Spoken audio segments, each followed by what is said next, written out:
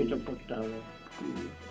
বিপ্লবী সাধক 24 আর 27 দেখুন তো, বিপ্লবী সাধক ঠিক কাকে বলছে?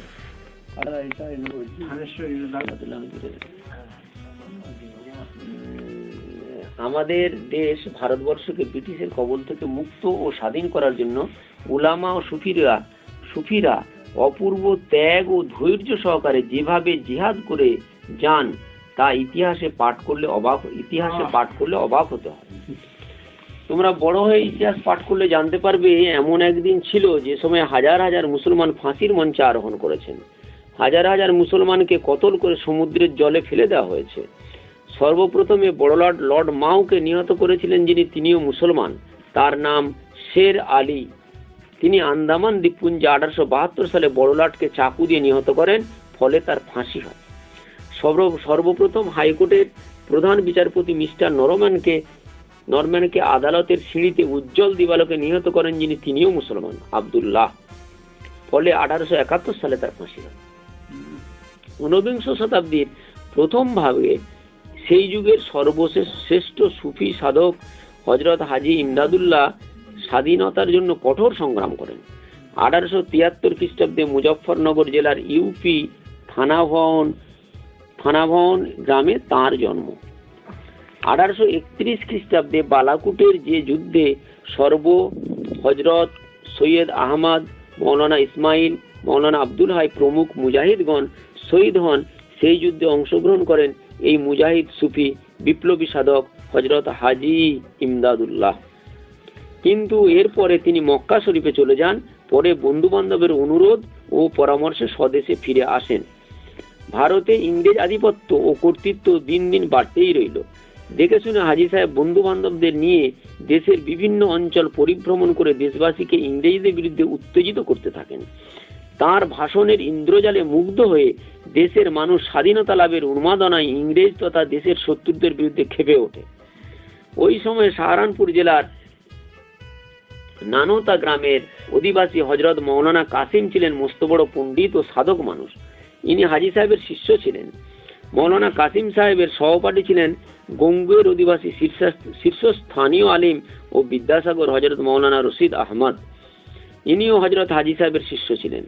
1857 সালে আন্দোলনে হযরত হাজী সাহেব এবং তার শিষ্যদ্বয় মৌলানা কাসিম ও মৌলানা রশিদ আহমদ মুজফ্ফরনগর জেলার শামলিতে জেহাদে অবতরণ করেন। দেশবাসীর বিশ্বাসঘাতকতায় 57 সালে আন্দোলন ব্যর্থ হলো। হাজী সাহেব নিরাশ মনে মক্কা শরীফে হিজরত করেন। এই মুজাহিদ সুফি সর্বপ্রথম অনুভব করেন যে ভারতের বাইরে থেকে ইংরেজদের বিরুদ্ধে আন্দোলন করলে সাফল্য লাভ করা যেতে পারে।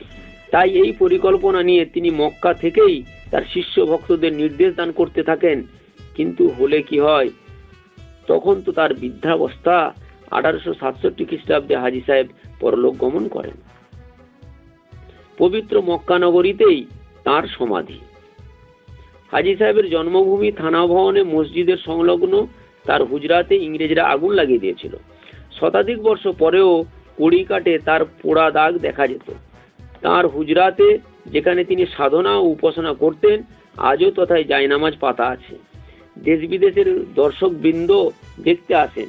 তার সেই সাধনা কক্ষের জায়নামাজে ধর্মপরায়ণ লোকেরা বরকত লাভের জন্য নামাজও পড়ে থাকেন। হাজী সাহেবের শিষ্য মৌলানা কাসিম সাহেব দেশের লোককে ইংরেজদের বিরুদ্ধে সবসময় উত্তেজিত করতেন। তবে তিনি অনুভব করলেন উপযুক্ত শিক্ষা না থাকলে লোকে সচেতন হবে না, অকপট কর্মী হবে না, সব আন্দোলনই ব্যর্থ হবে। তাই তিনি দেওবন্দে 1867 সালে দারুল উলুম মাদ্রাসার প্রতিষ্ঠা করলেন। 1867 খ্রিস্টাব্দে জন্ম কত সালে প্রতিষ্ঠা হয়েছিল? 1867 খ্রিস্টাব্দে। 1867 খ্রিস্টাব্দে। কে করেছিল? মৌলানা কাসিম উনি কে? হাজী সাহেবের শিষ্য। এবার এটা মনে রাখতে হবে, কি ভারতে খেলে কি হবে, ভারতে খেয়ে যাবে মনে আছে, মনে থাকলে ভালো, ছোটরা শেখাবে ভালো। কেউ জানে না তাহলে কি হবে? দেওবন্দ মাসে পড়ে যে কত সালে প্রতিষ্ঠিত হয়ে জানে না, তাহলে কি কে প্রতিষ্ঠাতা তাও জানে না, তাহলে কি হলো, কোথাকার লোক কেউ জানে না। আর কত বড় আল্লাহর ওলি মানুষ, তার গুরু, সেটাও জানে না। বলতে মারাই না তো কি আর পড়ে এত তো এই মসজিদ ভরে যাওয়ার কথা। এখানে আলেম কম আছে, বলুন, আলেম কম আছে, পাশা নেই। উল্টো বিরুদ্ধে বলে, উল্টা আবার বিরুদ্ধে বলতে চাই, বিরুদ্ধে বলতে চাই। আমার তো সব কানে আছে, আমি কিন্তু আপনাকে কিছু শোনাইনি। বিভিন্ন জন যে যেমন করে বলে, যে ভাব দেয়।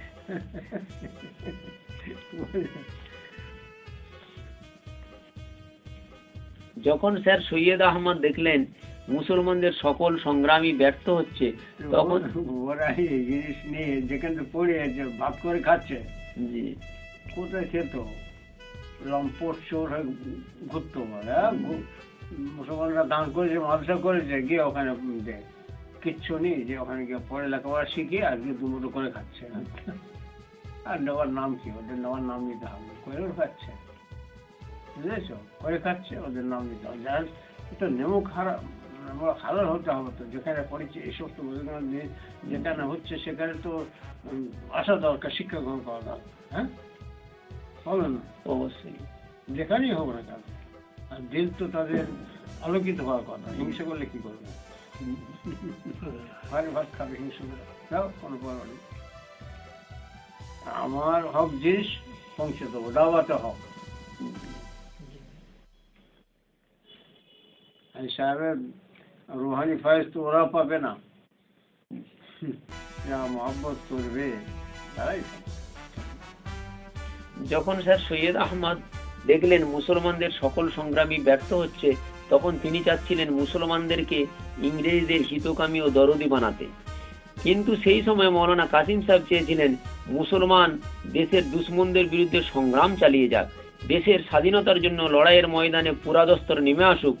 গোড়া থেকে এই সব মুসলমান মুজাহিদগণ যে অসহযোগ আন্দোলনের পক্ষপাতী ছিলেন, মহাত্মা গান্ধী পরবর্তীকালে সেই অসহযোগ আন্দোলনের কথা আবার ভাবেন। 1857 সালের আন্দোলনে জড়িত হওয়ার ফলে মৌলানা রশিদ আহমদ বিদ্যাসাগর ইংরেজ সরকারের হাতে বন্দী হন। ফাঁসির আশঙ্কা ছিল। দেশের হাজার হাজার লোকের আন্দোলনের ফলে ব্রিটিশ সরকার ভীত হয়ে 6 মাস পরে তাঁকে জেল থেকে মুক্তি দান করে।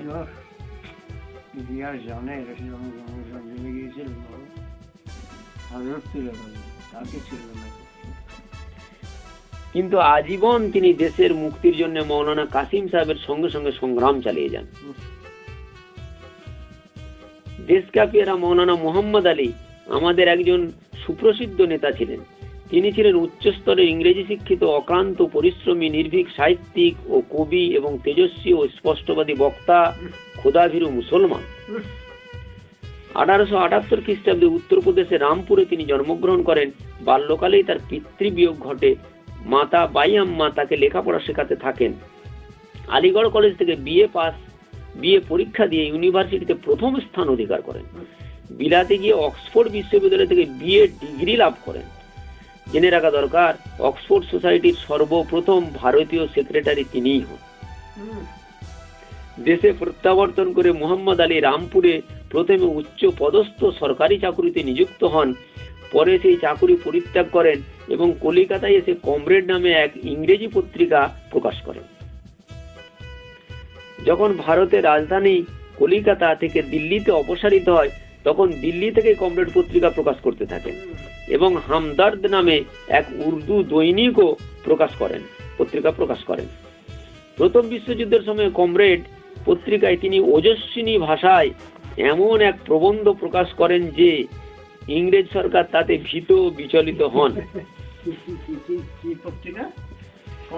প্রথম বিশ্বযুদ্ধের সময় কমরেড পত্রিকায় তিনি ওজস্বিনী ভাষায় এমন এক প্রবন্ধ প্রকাশ করেন যে ইংরেজ সরকার তাতে ভীত বিচলিত হন। ইংরেজি সরকার কাঁপতে যায়। সেই সময়ে সরকার মৌলানা মোহাম্মদ আলীকে ও তাঁর জ্যেষ্ঠ ভ্রাতা মৌলানা শওকত আলীকে নজরবন্দি করেন এবং 2টি পত্রিকায় বন্ধ করে দেন। 1919 খ্রিস্টাব্দে নজরবন্দি থেকেই রেহাই পান। 1917 খ্রিস্টাব্দে যখন আলী ভাতৃদ্বয় বন্দী, কলকাতায় কংগ্রেসের এক অধিবেশন হয়, তাতে সভানেত্রী ছিলেন এনি বেসান্ত। আলী ভাতৃদ্বয়ের জননী বায়াম্মা স্বেচ্ছাসেবিকার এক দল নিয়ে ওই কলকাতা যে যে এনি বেসান্ত হুজুর হজরতের অনেক লেখা উর্দুতে আছে অ্যানিমেশন, মানে ইংরেজ নবীজি সম্পর্কে খুব ভালো খুব ভালো